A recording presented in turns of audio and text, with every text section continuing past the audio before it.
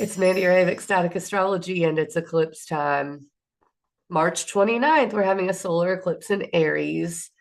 But the North Node, which is the point the shadow falls, it's a point in space, is going to be in Pisces. So it's a little bit of a hybrid eclipse. Aries is about action and about identity and about things like frustration. It's the warrior, it's ruled by Mars.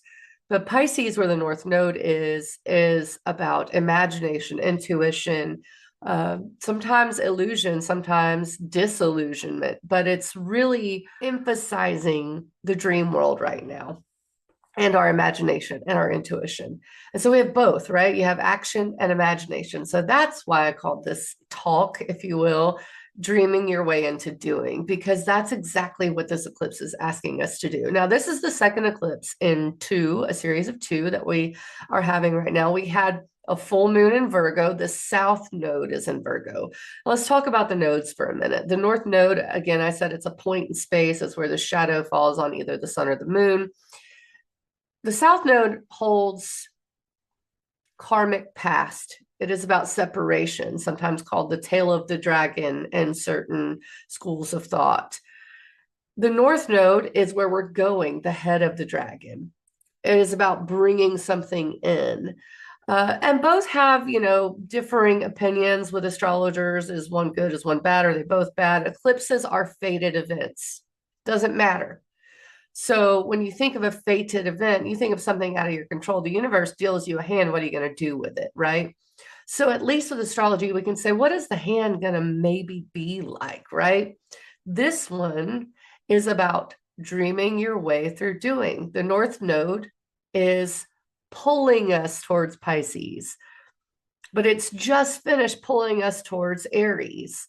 So if you watch my video, you can find out what the South Node, the full moon in Virgo, and the South Node in Virgo means. That's the one that happened March 14th. But today we're talking about where we're going, not what we're leaving behind. Okay. And it's kind of funny because Pisces does sometimes have to do with endings. It's the last sign in the zodiac. But Aries has to do with beginnings. And with regard to a new moon solar eclipse, that is a seeding point. And because we had the eclipses in Aries, this is a place we've been drawn to already for the last 18 months. Aries is about our identity, the action we take, what we want to do, how we do it, what we get angry about, what we're passionate about, our desires. Well, we've just spent 18 months figuring that out. But there's a little bit of a thing going on here with regards to Mars being retrograde. So Mars went retrograde at the end of 2024. December 6th to be exact, in Leo, and it's been through Leo and Cancer. Now, why am I bringing up Mars? Because Mars rules Aries. So with regards to the eclipses being in Aries and the North Node being in Aries, it's like, we know what we want. But Mars went retrograde. It's like, wait, how do we do this where we take care of ourselves and where we feel good about it because it's in Cancer? Now, here's where it gets really fun. And this is how you have to do it. You have to sew all of these archetypes together to get a general meaning. With regards to Cancer, that is ruled by the moon. Mars is there. Mars is in the moon's sign. And what is the moon doing? It is eclipsing the sun in Mars's sign, Aries. They're in what's called mutual reception. I like my friend Krista from Practical Astros says mutual deception sometimes, because especially when you have two signs that don't really get along, Cancer and Aries don't really get along. So when Mars is in the moon sign, it's exacerbating these emotions, maybe a little sensitive for Mars's comfort because Mars is the warrior. And then when you have the moon in Aries, Mars's sign, it's forced to think about desires instead of feeling good, instead of nurturing, which is what the moon really does well. It nurtures. Okay. So this interplay here is extremely fascinating to me because it's pulling us out of our comfort zone and making us realize maybe places we are not comfortable, and then also places we're not getting what we want. Now, Mars is done with its retrograde and it's at 22 degrees of Cancer. And the solar eclipse is at 9 degrees of Aries. So they're not exactly square or anything, but they are referring to one another. Now, why does it matter where Mars is for the eclipse? Because the North Node's in Pisces, right? Pisces is ruled by Jupiter. It's because the nodes are inherently linked to the moon. Eclipses don't happen without the moon. So we're looking at the moon sign and going, hey, Mars is there. Mars is really referring back to the eclipse in both Aries and the Pisces part of it. And in that way, Cancer comes in and helps us go, okay, what are we nurturing? How do we nurture ourselves? How do we feel good? Our families, that's a Cancerian topic. Emotions, security, feeling safe, feeling good. But really, when you mix in Mars, you're also talking about fighting for those things. You're talking about realizing we're not getting what we want in that area either, right? So then you have Aries and Cancer going, what do we want? How do we do it? The North Node in Pisces helps with that. We get to dream, we get to imagine, we get to use our intuition. Now, Pisces is a water sign. It is mutable water, so it's like fog, right? The mist. It is the ether. It is the muses. That's Pisces. And we will only have one full-on eclipse in Pisces with the North Node. And I find that so intriguing. And maybe that's because, in a way, we're leaving Pisces behind right now. Pisces right now has Venus, the North Node, Saturn. Venus will be retrograde in Pisces at this moment, and Mercury will be ready to jump from Aries back into Pisces at this moment. But just a little bit in the future, Saturn's going to move into Aries, and it'll be out of Pisces. And the nodes in 18 months will leave Pisces, and Neptune will leave Pisces. We're finishing up Pisces. So use this moment to really tap into your imagination. That's how you figure out what to do. You know what? Let me just go to the chart because I'm going to trip over my words trying to describe a picture in my head. I do want to show you guys what I'm talking about. So this is March 29th, and let me get it up here. Here's the new moon, 9 degrees of Aries. There's Mercury about ready. It's retrograde going backwards into Pisces. So you see there's some Aries stuff going on. Chiron's here, but not quite like it's going to be in the future, because sooner or later Venus will go direct, Neptune will be out, the North Node will be back in Aquarius, Saturn will be in Aries. That's more like 2026. Okay, so this is really the last moment to take advantage of all of this Piscean stuff. Now, here's what I was talking about when I came to the chart, and that's the fact that Mars is in a trine. Now, Mars is trine coming into a trine with Saturn. It may be done with, no, it'll trine Saturn. It'll trine the North Node, it'll trine Venus, it'll trine Neptune, not for a minute, so it's not exact at this eclipse. However, this is a very watery signature, Cancer and Pisces, to have at an Aries eclipse, right? So what does that tell you? We have to intuit our way to what to do. We have to feel into it. We have to dream into it. We have to have faith. Unfortunately, Pisces is about faith. It's about faith in the unseen and the unknown. Now, Aries is a very like, I go, I do, I run, I hit, I do. That is Aries. Aries, though, has not felt comfortable doing that. It's felt a little unsafe. And I think that's because of the recent Mars retrograde in Cancer. And Mars in Cancer is the sensitive, the wounded warrior almost. It's the sensitive warrior. It's the warrior who, doesn't really want to kill someone because it cares so much about humanity. Mars and Cancer natives can be pretty sensitive, and their anger gets sparked when their feelings get hurt. So Aries people, by the way, if you have prominent Aries in your chart, you may have felt off kilter for a while. But this is a chance, I think, to tune into that part of ourselves. What is making us sensitive? And there is Marcus Aurelius from Rome said that the obstacle is the way, basically.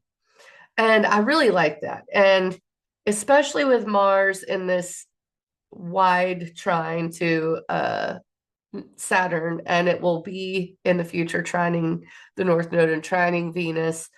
And it definitely feels like the obstacle, which is maybe disillusionment, maybe confusion. This is the height of confusion in our lives.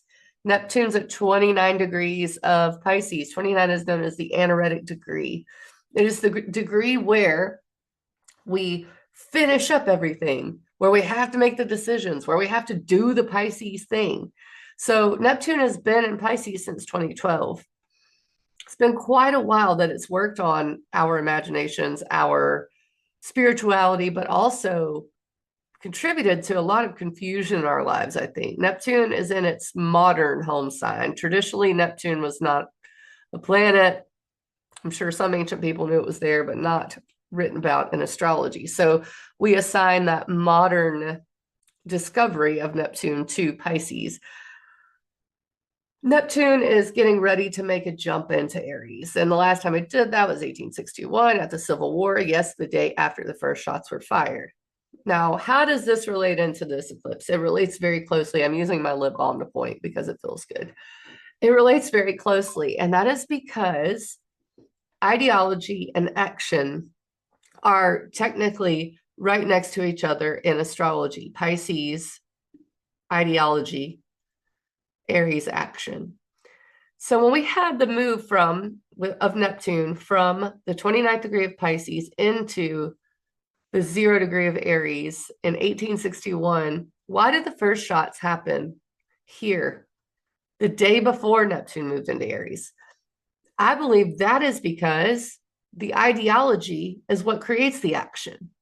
We don't take action on things unless we believe in something or have an inner sense that we need to do it. And if anything is inner sense, it is Pisces, and it's Cancer as well.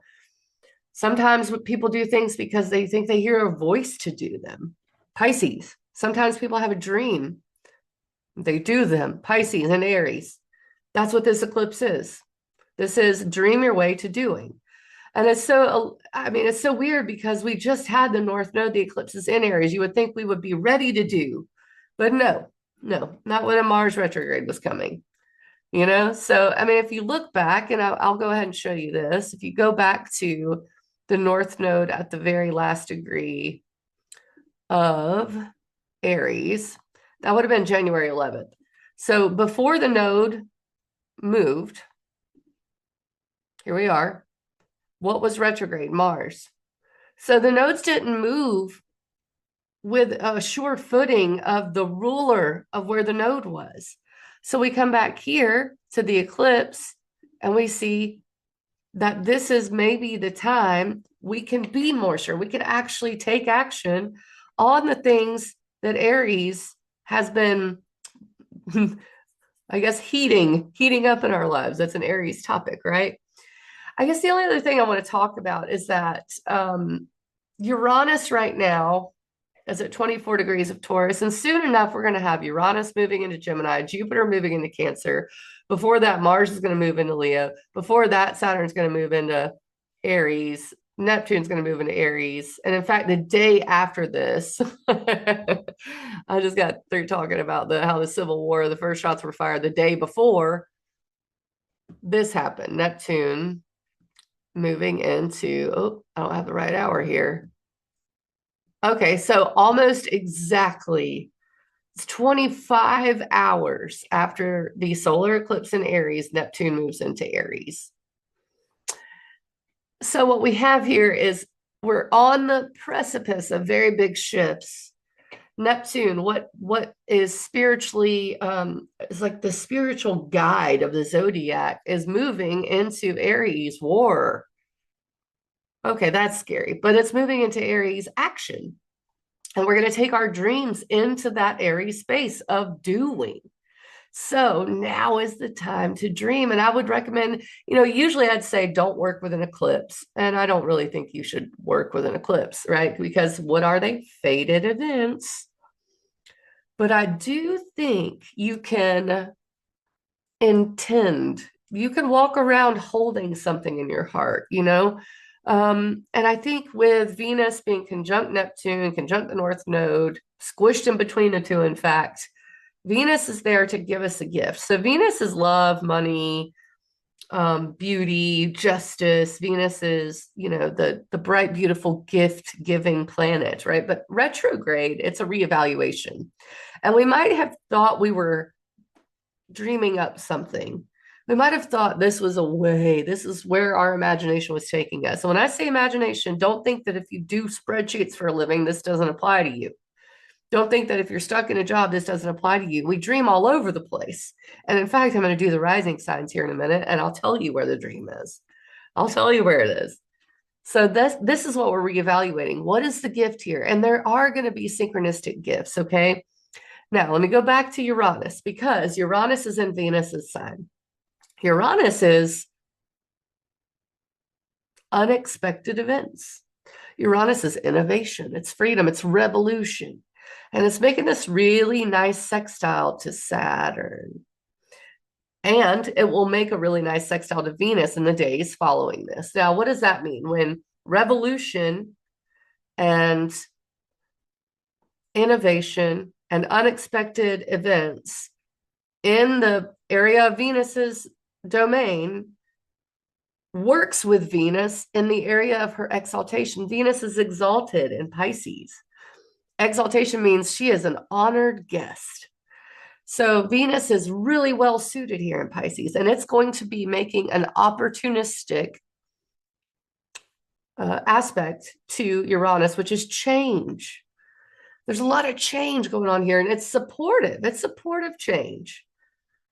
So the other thing is Mars is going to come into a sextile with this as well in the days following this. And if you watch the forecasts we do, and I do a whole month one with my friend Krista at Practical Astros on her channel, and maybe I'll start posting some shorts that talk about this. But Mars is going to come in, and it's going to be the impetus for the change. It's going to take action, especially after the ruler of the sign it's in. Mars is in the moon's home and looking at the moon going, you are really about to block out the sun's light? Are you kidding me? Is that what you're really doing while I'm in your home?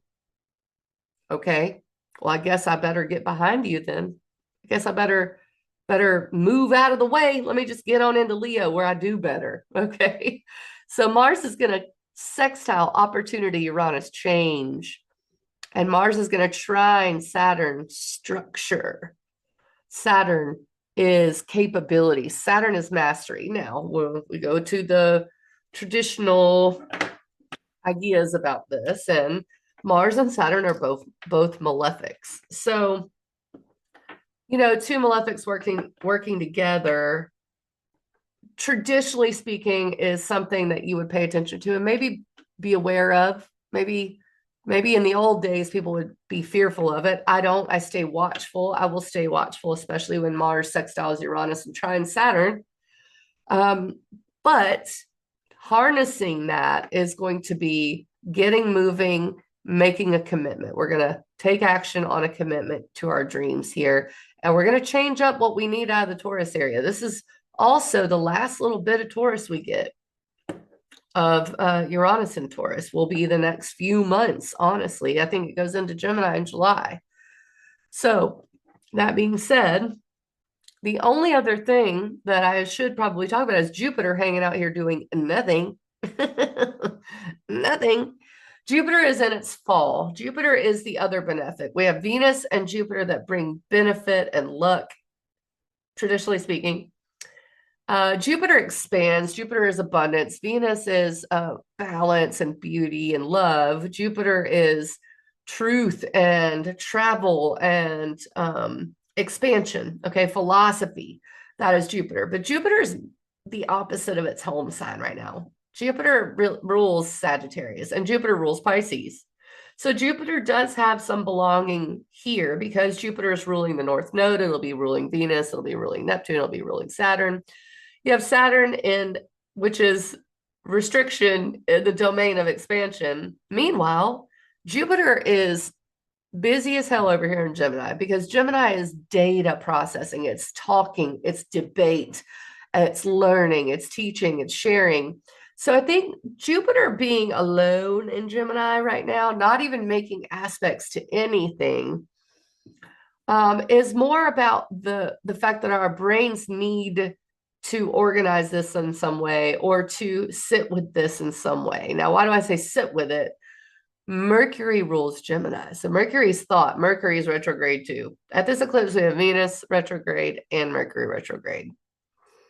So Mercury rules Gemini. Mercury and Jupiter are kind of like, okay, what do we think about all of this stuff, right? Just after the eclipse, Mercury moves back into Pisces, and Jupiter goes, oh, right, the imagination part. So then it has some direction, I think.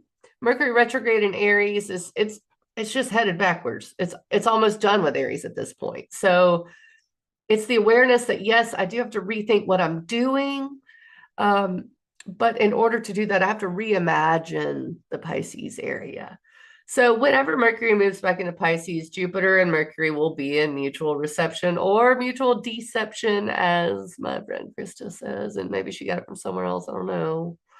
But Jupiter is, I think you should pay attention. That's probably where the best luck's going to be, that and Venus. And Jupiter in detriment is maybe not going to be the best luck. Maybe I'll give that to Venus. Venus is exalted, even though it's retrograde. I guess all in all, we have some fallen planets just not in their homes, not in their exaltations, in detriment, in fall, in all of that. So we're kind of limping along here, right? The only thing to do is to take time and reflect. That's going to be the only thing to do. Now, but does that mean you shouldn't take action? No, the sun's in Aries. It's springtime. We're going to be moving. We're going to be shaking. But make sure you're taking the time to reflect and get in tune with the imagination, the what you really want. Wildest dreams. Why not? What do we have to lose? Look at this economy. Wildest dreams here. That's what we're doing, okay? Um, let me go ahead and look just a little bit forward so I can kind of give you guys the rundown. I do want you to go watch the April forecast, which just came out. And we talked some about this, I believe, at the very beginning. But I'll go ahead and go through just the first couple of days because Venus and Mercury will then be in the same sign. They don't come together again. I don't believe, but I need to double check that. So the day after, and I'm watching all this Pisces stuff here. I'm watching where Venus is going. The moon's in Taurus, the 31st. Moon meets Uranus, something to watch out for on April Fool's Day because you see that dark blue line? That's called a minor grand trine. And that aspect is actually good. But when you mix in Uranus, you're mixing in unexpected things. And Mars is almost exactly sextile Uranus here. So April Fool's Day, don't be playing no pranks. I would not be, I don't want to have pranks played on me, not a fan of it.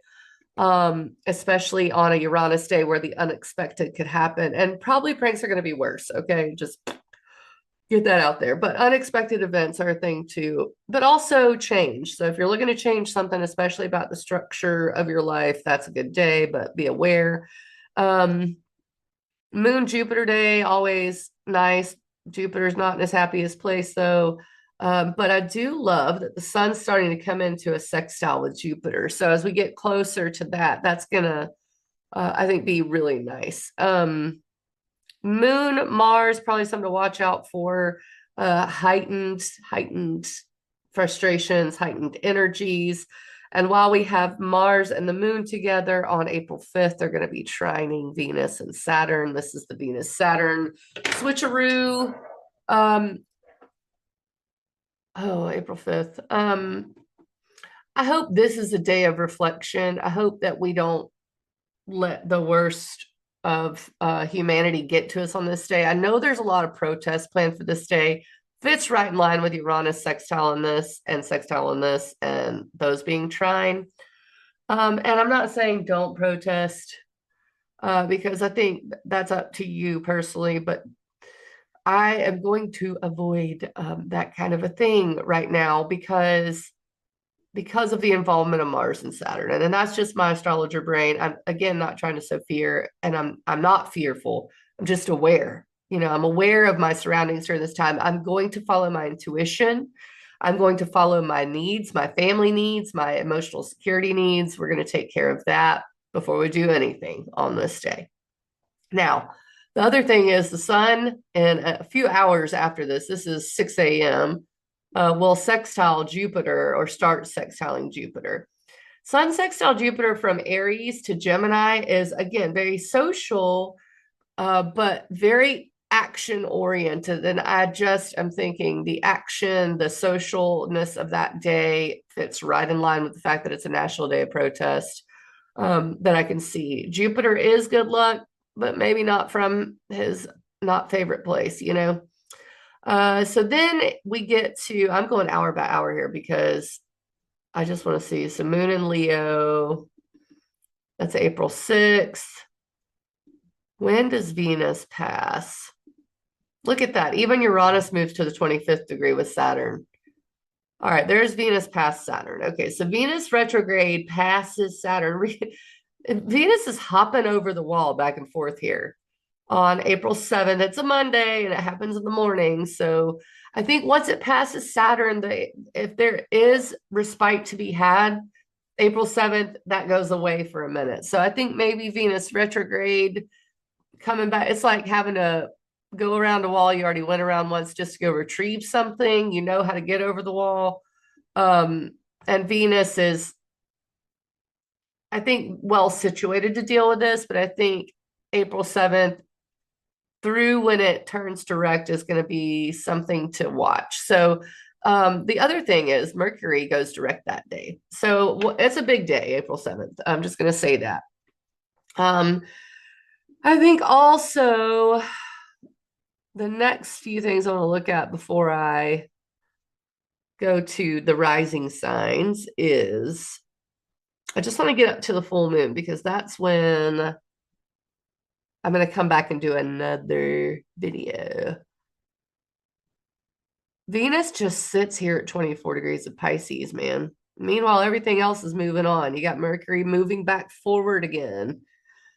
This date, April 11th, it's the Sun Chiron. Chiron is the wounded healer. There's some healing potential here because Mars for a long time was square Chiron. That's what made this Mars retrograde so difficult to deal with.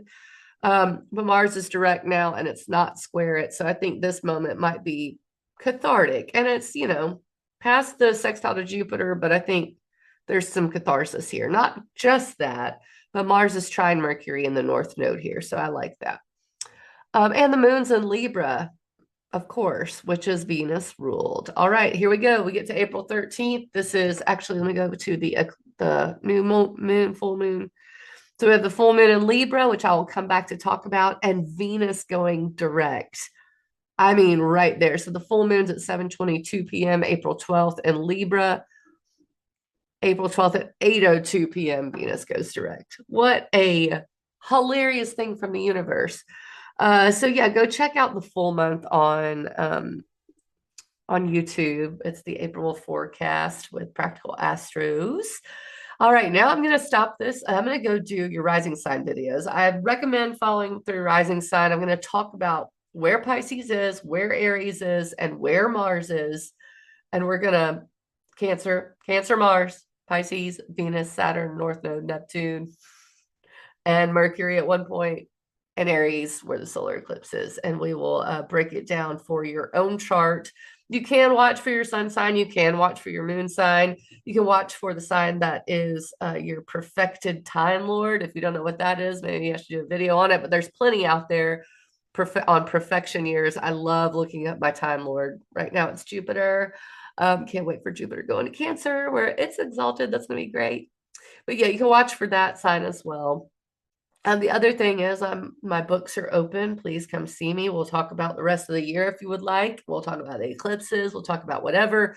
I don't do bookings where you book a specific technique with me because I use so many. You can request a technique, but I do time. So you book 30 minutes, 45 minutes, an hour. Only repeat customers get the 30, 45 hours go to the brand new people. Hour, 90 minutes. I even do 2-hour sessions. So you're booking time with me and you can ask me anything you want and I will talk about all kinds of things. I record it. We do it over Zoom, real easy, ecstaticastrology.com.